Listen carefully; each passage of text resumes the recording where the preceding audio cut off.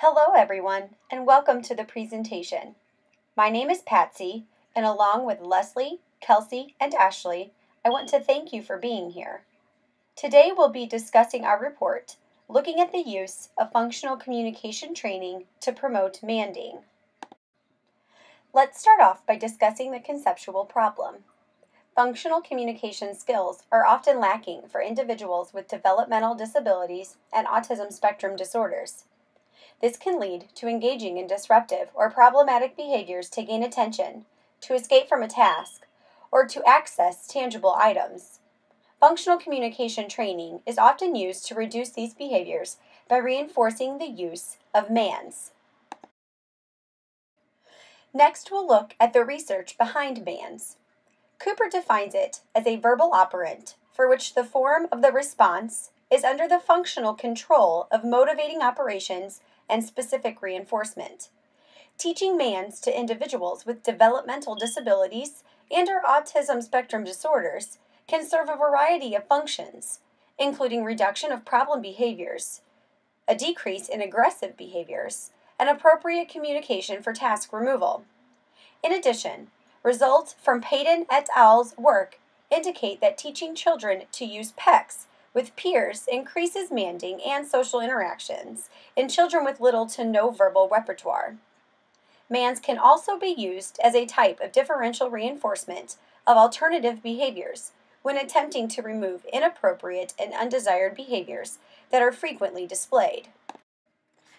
There are a variety of methods that can be used for MANDs, including PECs, otherwise known as Picture Exchange Communication System, verbal MANDs, an augmentative communication device, or AAC, and sign language. When choosing a method, it's important to remember the participant's prerequisite skills and environmental factors. Deficits in functional communication often result in problematic behavior. Differential reinforcement of alternative behaviors, specifically functional communication training, can be used to reinforce communication skills in the form of MANDs to replace disruptive or problematic behaviors. MANDs are a flexible and readily applicable solution to replace undesirable behaviors. The purpose of this study was to introduce functional communication training in the form of MANDs to 3 5 to 6-year-old boys with diagnoses of autism and intellectual disabilities. Prior to the intervention, all 3 participants displayed problem behavior when presented with a non-preferred toy for their break. The intervention focused on manding for the desired toy.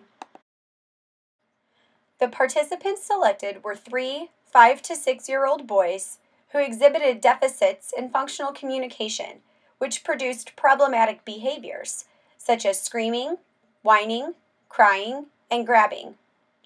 Pingo was a 5-year-old male diagnosed with autism. He communicated through an AAC device, but demonstrated limited verbal skills.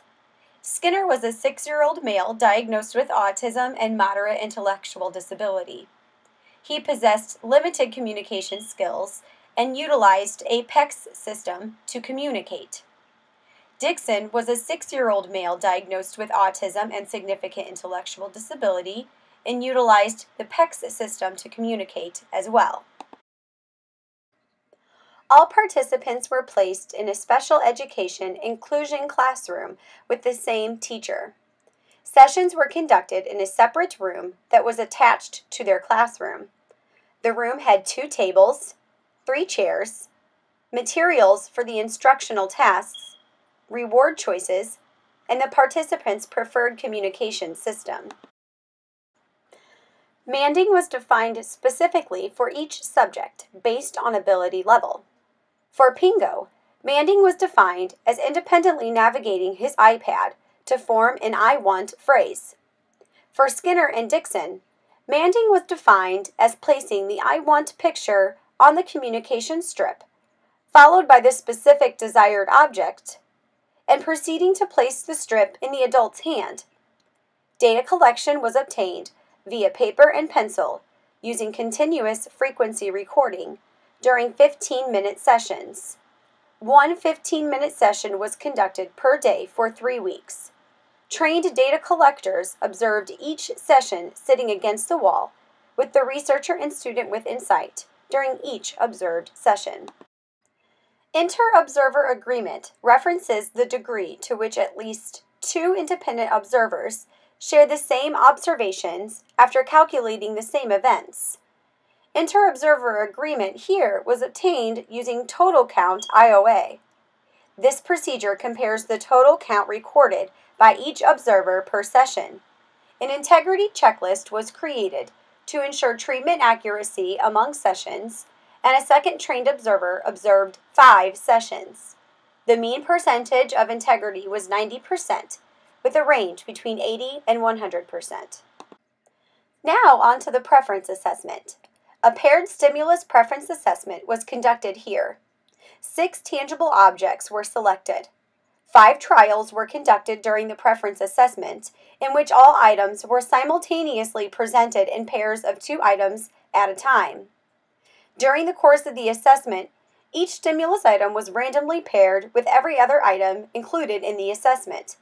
The highly preferred items were used as reinforcers during the intervention. A functional analysis was conducted on each of the students to determine the function of problem behaviors.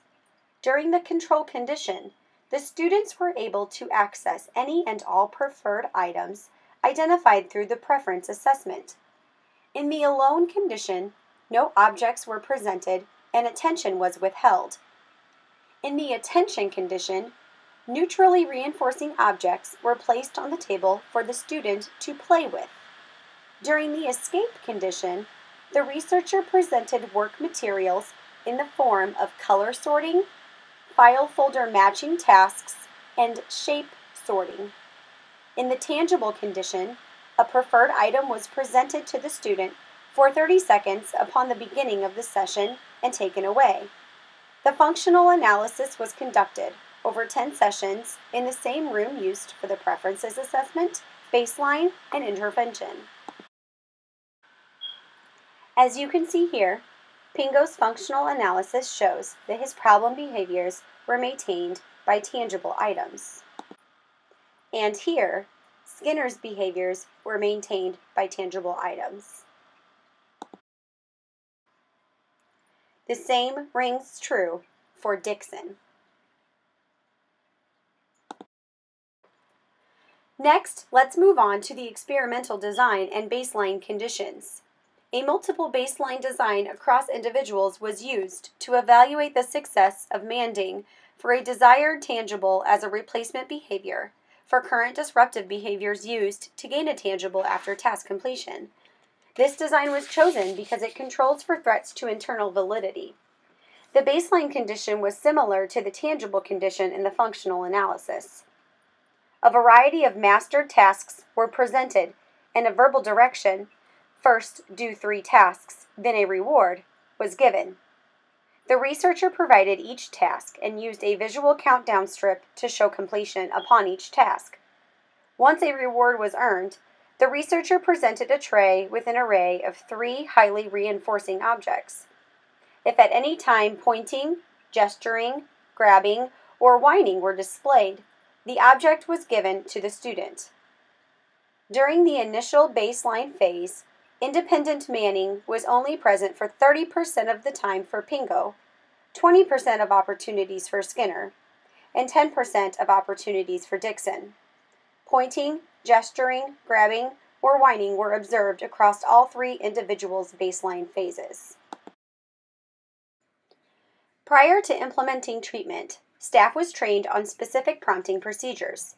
Both the researcher implementing the intervention and the observer were trained to ensure they both clearly understood the criteria for a successful mand and the procedures. When the student earned the reward, the staff was instructed to present the tray without any verbal, gestural, or facial cues to communicate. The staff was instructed to wait for a response for 10 seconds.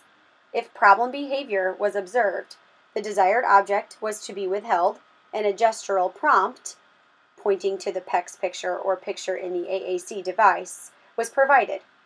If no response was elicited within 5 seconds, A verbal model was provided and prompted to the PECS picture or picture in the AAC device. This hierarchy was written out for staff and placed on the wall of the room used for intervention for the researcher to easily access. During every session, the researcher implementing the intervention was positioned across the table from the student. For each student, this table provided a space further than arm's length away. The table was clear except for work tasks and appropriate communication tools. The researcher presented mastered work tasks and verbally explained, after 3 work tasks, a reward will follow. The completion of work tasks was shown using a visual countdown strip. This was explained to the student and, based on feedback from the classroom teacher, understood based on routinely engaging in similar structured work periods. After 3 tasks have been completed, a tray was presented with an array of 3 highly reinforcing objects.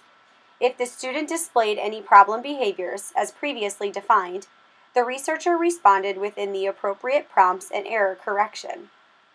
If the student produced an independent man, the student received the desired object for 1 minute. If a prompt was required, the student received the desired object for 30 seconds.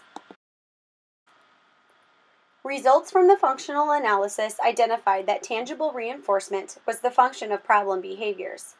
Manding was introduced as a functional, appropriate replacement to obtain desired tangibles rather than engaging in problem behaviors. Experiment results showed that manding increased upon implementing FCT. Maintenance was demonstrated during follow-up probes 1 month upon concluding the study. As seen here, Pingo reached stable baseline after 3 sessions. During baseline, he was producing independent mans at 30% of opportunities per session. Upon intervention, independent manning increased up to 85% and maintained across 10 sessions. Next, Skinner reached stable baseline after 5 sessions. During baseline, he was producing independent mans at 20% of opportunities per session. Intervention was introduced at the 6th session, and independent mans were stabilized at 86% of opportunities per session. This maintained across the preceding 8 sessions. Finally, Dixon maintained a fairly stable baseline for 8 sessions. Intervention was introduced in the 9th session. His independent mans increased to 83% of opportunities per session and maintained stable until the conclusion of the study. This study suggests that using functional communication training as a method of differential reinforcement of alternative behaviors is an effective method of reducing disruptive and problematic behaviors in children with developmental delays and autism spectrum disorders. Across the 3 subjects, the baseline rate of mans averaged 20%. Post-intervention mans were 4 times higher than baseline, with an average of 84.7%. One limitation of the intervention was that all objects manded for were predetermined to be highly reinforcing and motivating objects.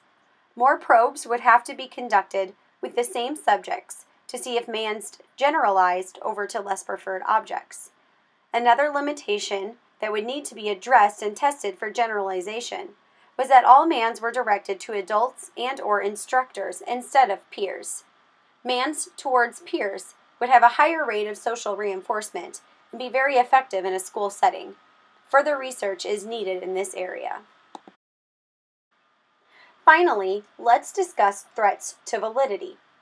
A potential threat to external validity is generality across behavior change agents and settings.